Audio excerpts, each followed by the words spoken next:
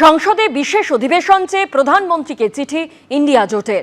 পেহেলগাঁও কাণ্ডের পরবর্তী পরিস্থিতি নিয়ে বিশেষ অধিবেশনের দাবি।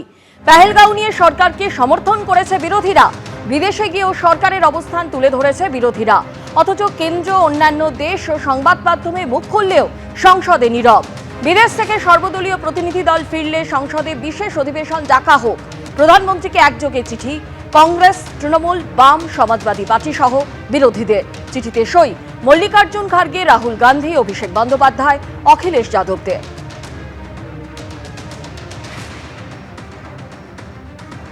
16 parties have written a letter to the Prime Minister demanding, seeking, asking for a special session of Parliament. And the letter basically talks about Punj, Uri, Rajouri and having a free and frank discussion in Parliament. The government is responsible to Parliament.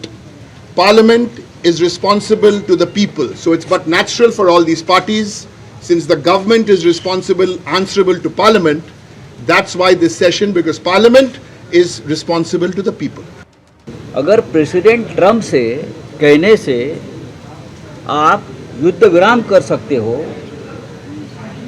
तो देश की जो मुख्य opposition party के कहने से आप special session क्यों नहीं बुला रहे हो?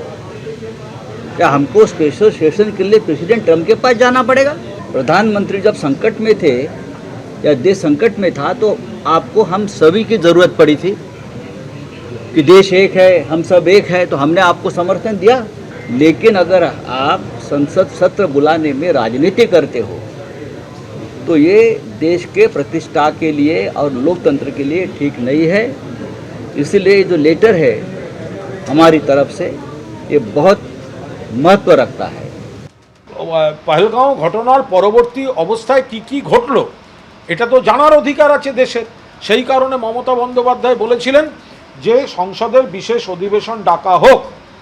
তো সেই দাবিতেই বাকি সব দল এক এক করে এগিয়ে আসছে এবং তারা এক জায়গায় বসে সেই দাবিতে ঐকমত্যের ভিত্তিতে চিঠি দিয়েছেন। এটা তো অবশ্যই সংসদের বিশেষ অধিবেশন ডাকা হোক। মমতা বন্দ্যোপাধ্যায় প্রথমেই এই দাবিটা অত্যন্ত যুক্তিসম্মতভাবে তিনি পেশ করেছেন।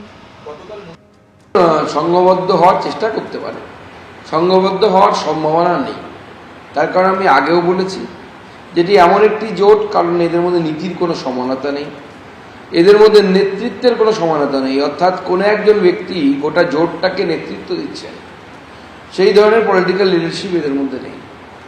অতএব কী হচ্ছে, এরা নিজেদের মধ্যে দড়ি টানাটানি হচ্ছে, কে প্রধানমন্ত্রী হবে তার লড়াই, এবং তার ফলে ইন্ডি জোট প্রতিবার ঘটেই পরিণত হচ্ছে।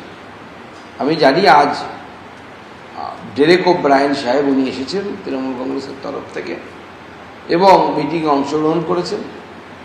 তারা তাদের দাবি জানিয়েছে, কেন্দ্র সরকার সেই দাবি নিয়ে চিন্তা ভাবনা করবে। আপনারা জানেন সর্বদল বৈঠক হয়, বিএসি হয় বা সেশনের আগে